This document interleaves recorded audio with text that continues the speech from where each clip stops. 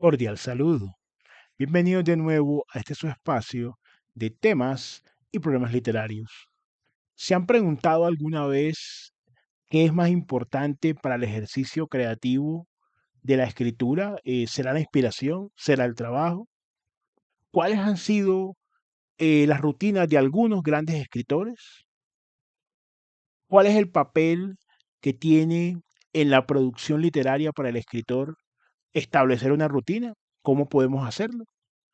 Eh, Vamos a tratar de responder estas y otros interrogantes y también, por supuesto, generar un incentivo para que pensemos nuestras propias respuestas frente a ello. Yo soy Sundiata Keita, escritor, actualmente representante por el subsector de escritores independientes dentro del Consejo de Literatura en el distrito de Medellín, así como miembro fundador del colectivo artístico Epísteme Colombia. Dicho esto, comencemos. Por principio, el problema de la inspiración es un problema que hemos tratado y vamos a seguir ocupándonos de él en el canal. Y uno diría, bueno, esta clase, esta disquisición, ¿cuál es la importancia real que tiene? ¿Cierto? En uno de los videos anteriores del canal abordamos brevemente también, porque siempre vamos en construcción y además el espacio por el tiempo que tiene y demás, no permite, y son temas que de todas formas no se van a agotar en un video de YouTube, faltaba más que eso fuese posible. De todas maneras, hablamos de el acto y la potencia creativa, ¿cierto? Hemos hablado también de la aptitud, la capacidad, la competencia, como dirían los profesores, respecto de la literatura. Entonces, teniendo esto claro, debemos también preguntarnos entonces si ¿cuál es la importancia práctica de esta disquisición? Pues primero que todo, cuando se cree en la tesis de la inspiración, que dicho sea de paso, tiene un gran remanente, inclusive cuando ustedes escuchan esto que el escritor dice, es que la musa no me ha inspirado, no me ha tocado, recordemos pues que en la mitología griega habían diferentes musas conforme las artes y las ciencias, Clio, Erato, Melpómene, Terpsícore, Euterpe, bueno, los mitólogos pues lo sabrán mucho mejor, que contactaban de alguna forma con el artista, con el poeta, y esa imagen de la inspiración como un don dado de una manera inclusive sobrenatural, de una manera inexplicable, pues, de un entorno un poco más laico, ha generado, ¿qué es lo que generan muchos escritores? Una pasividad, porque como creen recibir de una fuente, por decirlo así, difícil de encapsular, difícil de reducir a un método de trabajo, de una fuente externa, inclusive que los toca, que los contacta. Ahora, dicho sea de paso, hay grandes escritores que han defendido la tesis de la inspiración. He alcanzado a conocer, he tenido pues la fortuna de conocer escritores que defienden esta tesis con buenos argumentos. Pero en este canal esta tesis no la defendemos porque, como hemos dicho previamente, no hay manera de medir, de verificar hasta cierto punto, cuantificar y cualificar mediante las respectivas competencias esto de la inspiración o esto del talento derivado de la inspiración o esto del don. No hay manera de eso verificarlo. Entonces cae en una ambigüedad, ¿cierto? Y cuando algo no hay claridad conceptual, no hay claridad argumentativa sobre algo, tampoco, mucho menos hay claridad de acción. En este orden de ideas, es decir, la aptitud, la capacidad que se traduce en el acto creativo, hay competencia lectoescritora, competencia que tiene que ver con la imaginación, toda una serie de cosas que tanto la parte propiamente pedagógica y didáctica como la psicología han ido abordando, ¿cierto? Entonces, y lógicamente, la misma literatura en su quehacer. Como les digo, es un punto de partida interesante. Y resaltamos la parte práctica, que si yo soy un escritor que estoy esperando que esa musa me toque, voy a muchas veces a yo mismo verme bloqueado porque siento que ese elemento extra no está sucediendo. A diferencia de que si yo soy un autor cuya consideración parte de la premisa que debo tener una aptitud, evidentemente, y que además hay que complementarla con un plan de trabajo.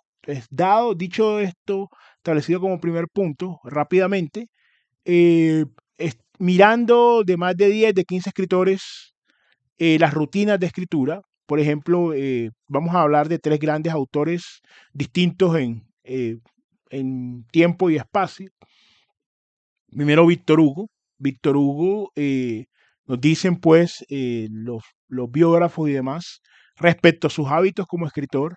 Él vivía cerca de una guarnición militar, de un fuerte, y en el alba los cañonazos pues quedaban allí, lo despertaban. Él llamaba a su empleada doméstica y ingería el café, dos huevos, y se encerraba a trabajar hasta más o menos las 11 de la mañana. Tenía una rutina diaria. Todos los días Víctor Hugo hacía eso.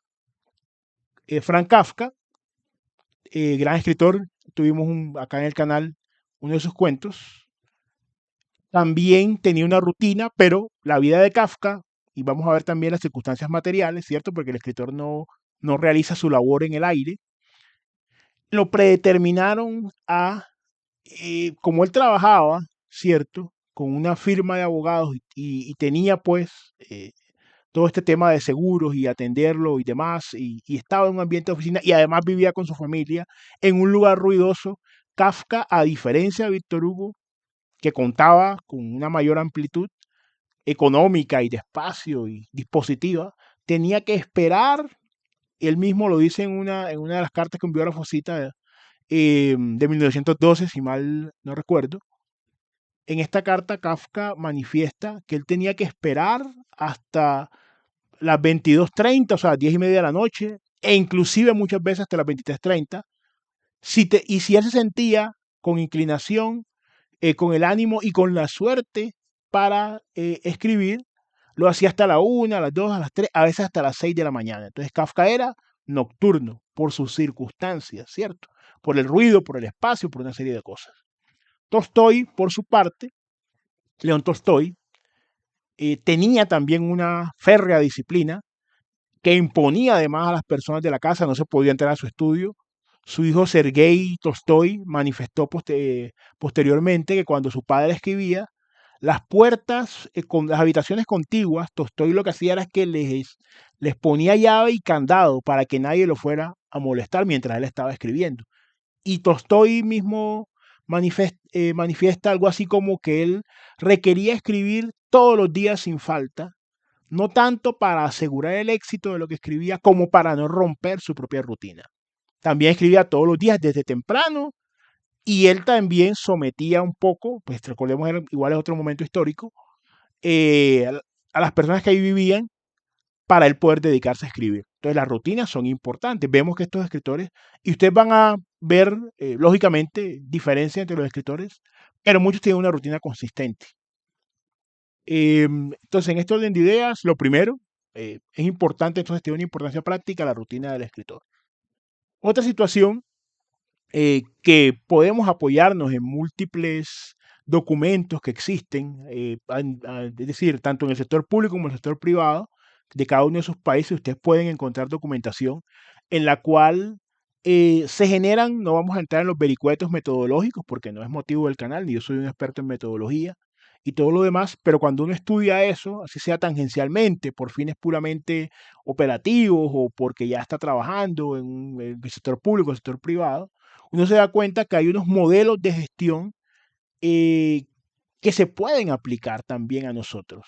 Hay diferentes cursos donde, que ahora se ha puesto muy de moda todo este tema frente a la postergación del trabajo y todo lo demás y técnicas motivacionales, todo eso muy válido, pero lo que les queremos de pronto, quiero comentar, es que si usted toma uno de esos modelos, sea sector público, sector privado, que se han ido retroalimentando en términos de eficiencia y de eficacia como parámetros, lógicamente teniendo en cuenta, salvando lógicamente lo que, es decir, manteniendo lo que deba mantenerse, ¿no? Únicamente. Eh, y cambiando lo que deba ser cambiado, mutatis mutandis, puede usted adaptarlo a su horario como escritor. ¿Esto cómo puede hacerse? Básicamente, los modelos, hay algunos momentos, vamos a diferenciar tres, pueden ser diferentes y pueden recibir muchos nombres, pero hay una etapa de planeación, ¿cierto? En el caso del escritor, usted se sienta y dice, bueno, el trabajo, la familia, los quehaceres, mi tiempo libre me permiten este momento para escribir.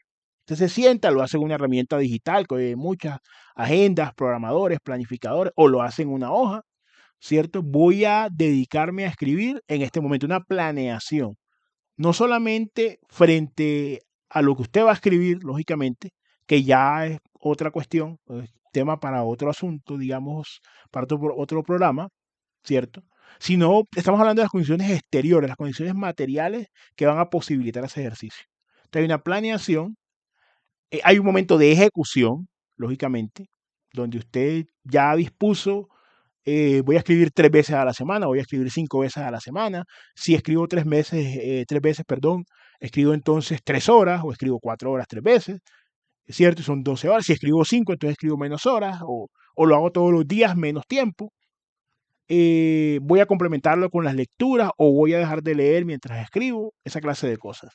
Y una etapa, entonces tenemos la planeación, la etapa de ejecución o la gestión y una etapa de evaluación de lo que se hizo. La primera semana, digamos que usted inicia en el día de hoy, ¿se cumplieron esos objetivos? ¿No se cumplieron? ¿Por qué no se cumplieron? ¿Qué hay que reestructurar? ¿Cuál fue el resultado de eso? Tenía la idea de hacer, digamos, 5 cuartillas, 5 páginas en el día, pero hice 3, pero hice 2, pero hice 7. Esa clase de cosas uno mismo las puede ir llevando. Ahí tiene usted una idea que puede encontrar adaptando esos modelos para lograr escribir.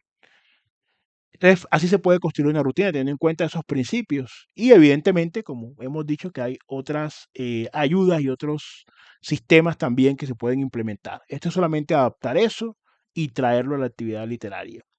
Y también buscar un equilibrio, ¿no? Entre la disposición de esa aptitud, de esa potencia creativa, ¿cierto?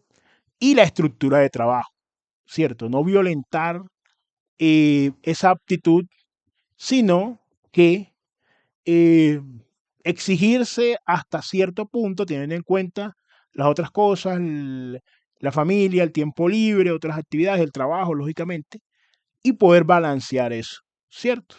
Porque después de tener una gran aptitud y yo quiero escribir todo el día, pero tengo que trabajar, tengo que salir, quiero salir, etcétera, etcétera. Entonces hay que equilibrarlo, entonces tener en cuenta también que debe haber un equilibrio, ¿cierto? En ese planteamiento. Entonces, por el momento, invitarlos como siempre a compartir el contenido, a suscribirse, lo más importante, a comentar cuáles han sido sus fórmulas, ¿cierto? Como escritores, eh, eh, ¿creen realmente en la inspiración? ¿Les parece que ese estímulo es la fuerza motriz al margen de un plan de trabajo? ¿Consideran que el plan de trabajo es indispensable y que puede ser inclusive más detallado que el que se ha esbozado brevemente aquí? ¿Qué opinión tienen frente a eso? Y no siendo más por el momento, siempre agradeciendo su compañía y atención, nos veremos en un siguiente episodio.